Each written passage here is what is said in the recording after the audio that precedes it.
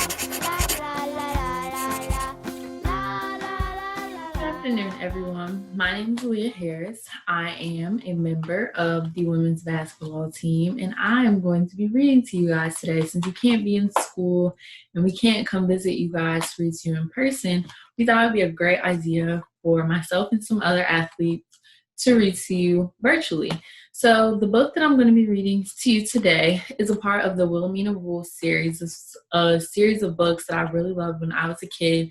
Very similar to the Junie B. Jones series. I don't know, that might be like way before you guys' time, but I'm going to just start reading this to you guys today. The name of this book is How to Lose Your Cookie Money, and it's written by Valerie Wilson Wesley.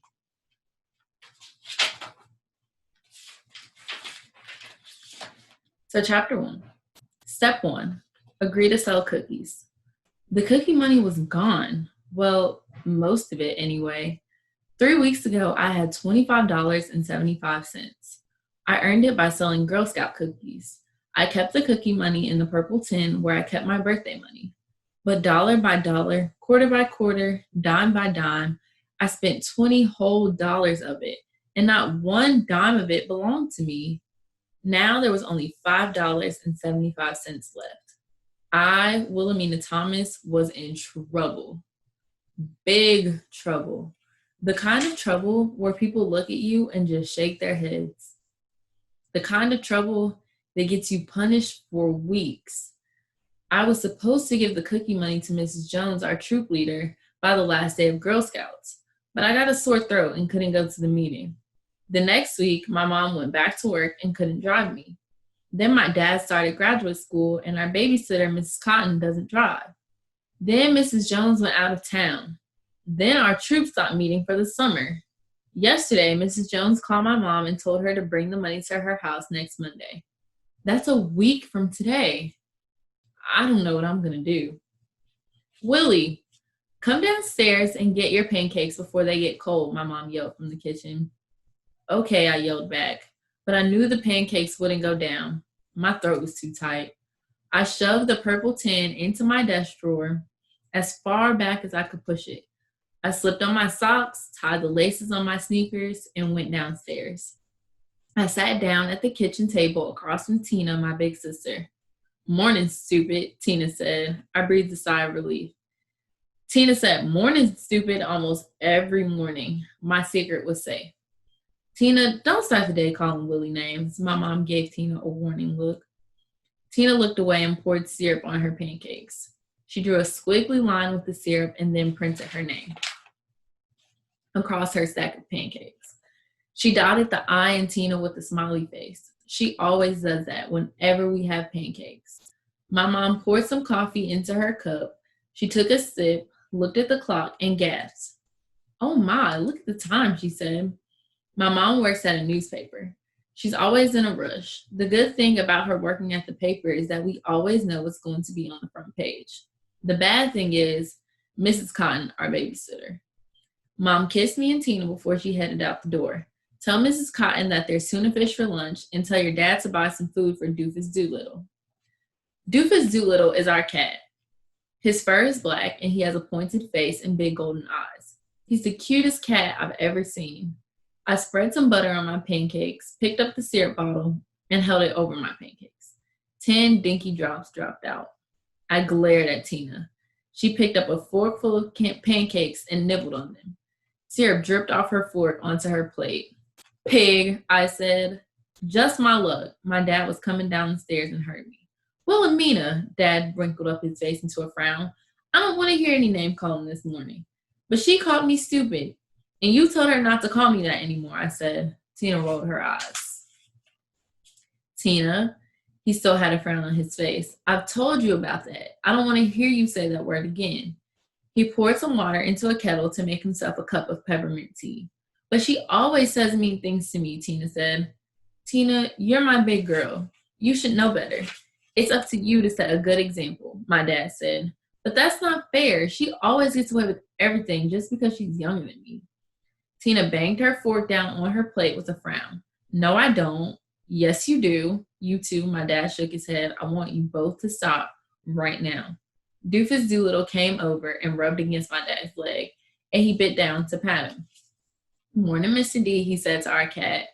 "Mom said not to forget to buy Doofus some food. He's almost out," Tina said. "Thanks for reminding me, big girl." Soon there was a knock at our kitchen door, and my dad answered it. Tina rolled her eyes, and I poked out my mouth. We knew who it was. It was Mrs. Cotton. The one thing Tina and I agree on is Mrs. Cotton. "Good morning, Mrs. Cotton," my dad said. "Good morning, Mr. Thomas and little Thomases," Mrs. Cotton said. Every morning she says the same thing. It gets on my nerves. "Good morning, Mrs. Cotton," Tina and I said together. My dad finished his last sip of tea. "Well, it's time for me to go," he said, "and I want you two to behave yourselves." "We will," we both said, but then I remembered there was no syrup left. "Dad, can you get some syrup off the shelf before you leave?" It was on the top shelf of the pantry, and I knew that Miss Cotton wouldn't climb up on the stool to get it. "Sure, sugar." He moved around some cans and jars, then put some on the counter. He stood on his toes and felt the back of the shelf with his hand. He shook his head. "I don't think we have any more, Willie. I guess you'll have to use honey," he said. He took down a jar of honey with the smiling bee on the label and put it on the table in front of me. "I don't like honey on pancakes. They don't taste the same." I threw Tina a mean look. "You hogged all the syrup," I said. "Early bird gets the word," Tina said. She took another bite of her pancakes. "But that's unfair. You can be so mean, Tina. I'm going to get you back for this." I felt like I was going to cry. "I'm going to get you back for this," Tina said. She was intimidating. The only thing that makes me madder than when Tina calls me a crybaby is when she imitates me. "No more, girls. Stop this right now," my dad said. This time we knew he meant it. "Tisk, tisk, tisk," Miss Cotton said and shook her finger at us little Thomases. "Little Thomases, you must act like nice little ladies. You must behave." I spread some honey on my pancakes. It was so thick it tore a hole through the top pancake. I took a bite, and I gave Tina the hardest kick I could under the table. I knew it was a terrible thing to do, but I did it anyway. "Ouch," Tina screamed back. "Got you back," I whispered. I pulled my chair out of reach of her foot. Tina narrowed her eyes and glared at me. "Dad," she said as my father opened the door to leave. "Yeah, big girl. Did Mom tell you that Mrs. Jones called?" The pancake with the honey stuck to the top of my mouth. "What does she want?" "She wants your mom to bring over Willie's cookie money next Monday." All $25.75 of it. I took a big gulp of orange juice. "Then one of us will take it to her," my dad said. "All $25.75, Tina asked. "Sure. Is that how much money you earned, Willie?" I couldn't say anything. I couldn't even look my dad in the eye. I felt worse than I had ever felt in my life. Step 2. Sell more cookies than anyone else. You probably think my big sister Tina runs a close second to the meanest monster in my scariest nightmares. But Tina is nice most of the time. Well, some of the time. Okay, maybe a couple days a month. When I told Amber, who lives next door, everything that had happened, she shook her head. Amber is my best friend. She has an older sister named Lydia, who is the same age as Tina. "That's bad news, Willie. Real bad news," Amber said. We were sitting on her back porch playing checkers, which is our favorite game. We play it every day. Amber jumped one of my pieces and moved to the king's row. "Do you think Tina knows the money's gone?" Maybe. She was probably snooping around my things like she always does. I got mad just thinking about it. I double jumped Amber. "Crown me," I said. It was the best thing that had happened to me so far that day. "Good move," Amber said, then plopped a checker on top of mine. "If I were a big sister, I'd never be mean the way Lydia and Tina are to us," she said. "But sometimes Tina's nice," I said. "If it hadn't been for Tina, I wouldn't have made any money at all." "You're right about that," Amber said. She moved a piece and then took it back. Tina, my sometimes mean big sister, had helped me become a super sales girl. I had been really scared the day that Mrs. Jones told our troop we were going to sell Girl Scout cookies. I didn't think anybody would buy them from me. I was afraid that I would ring the doorbell and nobody would answer. I was scared. I wouldn't know what to say. I was sure I'd be the only Girl Scout in the troop who wouldn't sell any cookies. But Tina had come to the rescue. She told me what to say. She even stood at my side when I made my first sale. Every night after we took our baths and brushed our teeth, Tina and I would rehearse. Smile, Willie. Always smile, Tina said. No matter how mean somebody acts, smile. Pretend you're doing a commercial on TV. Let's try it again. Then Tina would get into the closet and close the door behind her. I knocked, and she would pretend to be a mean customer. Can I help you, little girl? She would ask in a gruff voice. We rehearsed about 5 times that first night until my mom told us to go to bed. After 2 or 3 nights of rehearsals, Tina decided that I was ready to sell my first box of cookies, and she was there to help me out. Ring the doorbell, and whatever you do, don't just stand there looking dumb, she said. And remember what I told you about smiling. If you forget, I'm going to kick you in the ankle. But I didn't forget. Tina told me to start out with somebody easy. I chose Mrs. Ross. She's the nicest lady on our street. Mrs. Ross bought 3 boxes of cookies. I was on my way, but by the time it got dark, I worked my way up to Mrs. Pyle. Everybody on our street calls her Pyle the Pill. Mrs. Pyle never smiles. She always yells at us when we play in front of her house. But Mrs. Pyle bought 2 boxes of cookies. I couldn't believe it. The next day, Tina and I crossed Chestnut Avenue, and I sold cookies over there. I had so many cookie orders, I could barely write them all down. I was a super sales girl. The next week was even better than the first. By the end of the week, I made $60. I took it to my troop meeting and turned it in.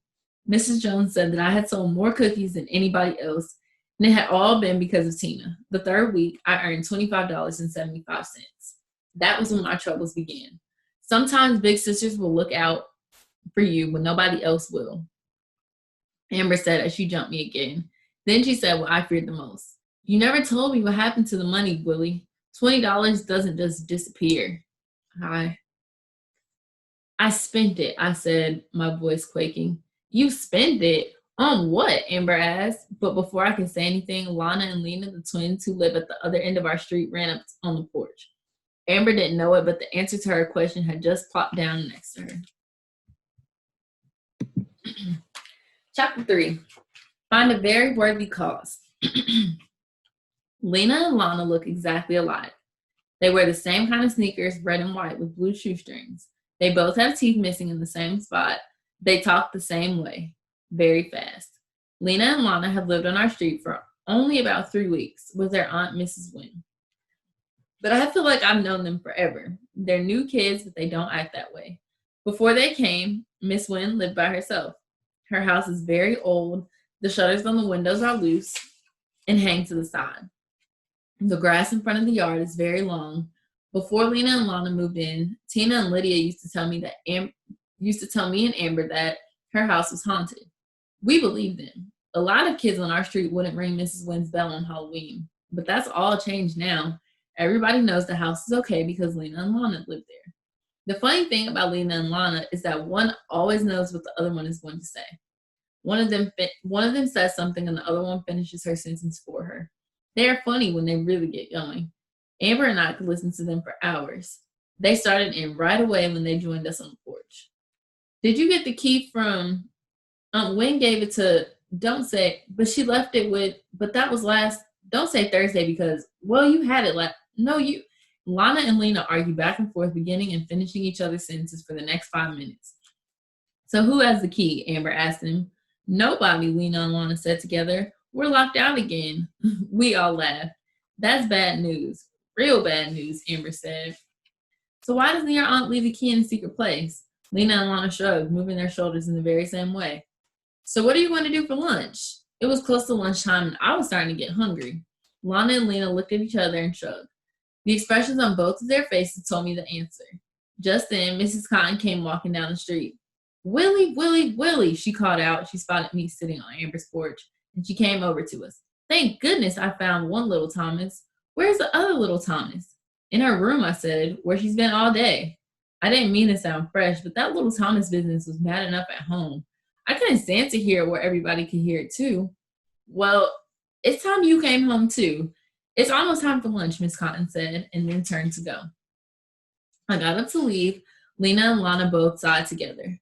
Would you like to come to my house and have lunch? I asked them. Sure, Willie, thanks, they said together. We said goodbye to Amber and headed back to my house to get something to eat. The 3 of us came into my kitchen and sat down at the table. There were 2 tuna fish sandwich halves left on the plate. They had been made with the ends of the loaf. One slice was white, the other was brown.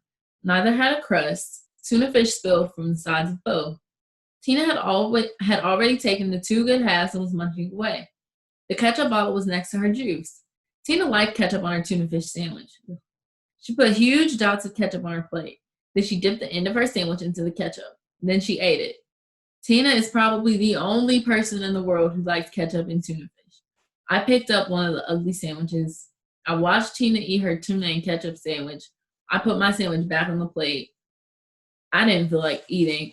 Can I have your sandwich? I asked first. We'll share, said Lena and Lana. Lena and Lana shared one half of the sandwich that was left and quickly ate it. I know they must really be hungry. Anyone who can eat an ugly sandwich like that sitting across from Tina and her ketchup tuna fish feast had to be. Want the other one, I asked? Sure, they said together. Thanks, Lily. That was when Mrs. Cotton came into the kitchen. Please put that sandwich back, she said to Lena. We all turned around to look at her in surprise. Even Tina put down the ketchup bottle. Young lady, please put that down. That last sandwich belongs to Wilhelmina, Miss Cotton said. But I don't want it, I said. I want Lena and Lana to have it. Miss Thomas made those sandwiches for the little Thomases, not for other children. Please put it back, Miss Cotton said. Lena put the sandwich back on the plate. Lana looked at the floor. I felt terrible. That's not fair, I said to Miss Cotton. I was mad now, but it didn't seem to matter. Children must eat in their own homes, she said. We'll go, said Lana quietly. But where will you go, I asked. Home, Lena said. I wondered if she had forgotten that they had lost their key. I could tell Lena felt like crying. I thought about telling Mrs. Cotton what I knew, but I knew Lena and Lana probably wouldn't want me to, so I kept quiet. Lena looked at Miss Cotton. My aunt left us some peanut butter for us. I knew they weren't telling the truth, but I didn't say anything. I just watched them go out the back door. Miss Cotton began to clean up the dishes. Eat your sandwich, Wilhelmina, she said. No, I said. She looked at me and then she sighed. Suit yourself, and she went back to her cleaning. I began to think about the secret Lena and Lana had told me at school when they first moved to our street. If we tell you something, do you promise not to tell? Lana had said. Sure, I won't tell anybody. You promise? I promise. Our mom is real sick. We're living with Aunt Wen until she gets better. Aunt Wen works nights and sometimes days. She doesn't have a lot of money, and sometimes we don't have enough money for lunch. Don't you get hungry, I asked? They looked at the ground and then at each other. Sometimes. Because of mean old Miss Cotton, I knew they must be hungry now. I wondered what I should do. I decided to go and look for Lena and Lana, but couldn't find them. I got hungry after about an hour and went inside to make myself a peanut butter and jelly sandwich. But when I started to eat it, I started to think about Lena and Lana. I put down my sandwich and wondered if they'd finally gotten something more to eat. If you haven't guessed already, I'll tell you what happened to the cookie money. I spent it on Lana and Lena. After they told me how they didn't have enough money for lunch, I bought it for them. I didn't tell them where I got the money. I bought them lunch every day for a week and a half. Each day we go to the cafeteria and I would buy them spaghetti or fish sticks or hamburgers, ice cream. On the way home, we would stop at the pizzeria and I would buy slices of pizza for them to take home. The first day it was hard to spend the money because I knew it wasn't mine, but each day I saw how happy Lena and Lana were. But each night I couldn't sleep because I knew it was wrong. Every day I wanted to tell my mom and dad, but each time I chickened out. I promised Lena and Lana I wouldn't tell anybody. I was still worried about Lena and Lana that night after Miss Cotton made them go home. I couldn't go to sleep. I was wondering where they had gone. Maybe they found the key or caught their aunt. Then I began to think about the cookie money. It was Monday night. If I didn't find a way to put it back in 6 days, everybody would know that I had spent it. What was I going to do? I tried to think of an excuse to tell Miss Jones. Maybe I could tell her that somebody had stolen the money. My parents would know that wasn't the truth. And what's worse, I know it too. Maybe I could say that I lost the money. Or should I just tell Miss Jones the truth, I wondered. I started to imagine about what people would say if I told the truth. Everybody would know what I had done, that I had spent money that didn't belong to me. I would probably end up getting kicked out of Girl Scouts. I'd never heard of anybody getting kicked out of Girl Scouts. It was probably one of the worst things that could happen to a kid. Like getting kicked out of nursery school. It was the kind of thing nobody would forget. I tossed and turned some more. Go to sleep, Willie. You're keeping me awake, Tina said. Her bed is on the other side of the room, but I guess she can hear me moving around. I can't. Count fish. I tried. I'm usually asleep before the 10th fish jumps and dives, but tonight it didn't work. The fish made me think about fish and chips, one of my favorite meals. That made me think about Lena and Lana again. I wondered what they'd have for dinner. That made me remember the cookie money and how $5.75 was all that was left. I started to worry again about what I would say when my mom asked me to get it on Monday. Then my pillow fell on the floor when I reached down to get it. I knocked the lamp off the table near my bed. What in the world is wrong with you, Tina yelled? I've got a lot of things on my mind. Like what? Did you think that Mrs. Cotton was mean to Lena and Lana today? Yeah, she's always being mean to somebody. Did you know that Lena and Lana don't get enough to eat? Really? You know how every day after you and I get lunch, Lena and Lana get dessert? Yeah, that's really cool. Remember how last week they came to school with that big turkey and cheese submarine? And they ate half and then wrapped it up and took it home? Yeah, their aunt must be the bomb giving them all that money to spend on food. They didn't get that money from their aunt. Then where'd they get it? They got it from me. From you, Willie? Where did you get it? I gave them the cookie money. Tina gasps. Even in the dark, I could see her shaking her head. I thought there was some reason you hadn't turned in the cookie money. You gave them all of it? Why? I told you because they were hungry and I wanted to help. But I only gave them $20 of it. Whew. That's a drag, Willie. I know. Big trouble. I know. No TV. No TV for a long time. So what are you going to do when Monday comes? I don't know, Tina. I just don't know. Then I did something that I hate to do more than anything in the world, and especially in front of Tina. I cried. I cried for Lena and Lana because their mother was sick. I cried because I hated how mean Miss Cotton had been to them, and I cried because I had spent the cookie money and let everybody down. Then Tina did something that made me forgive her for all the mean stuff she'd done to me. She came and sat down on my bed. She put her arms around me and held me very tight. Don't worry, Willie. I'll come up with a plan. What kind of plan, Tina? I don't know yet. It'll have to be something where we can make money fast by next Monday. But what, Tina? What have I ever let you down? Don't worry, Willie. Now go to sleep. And I did.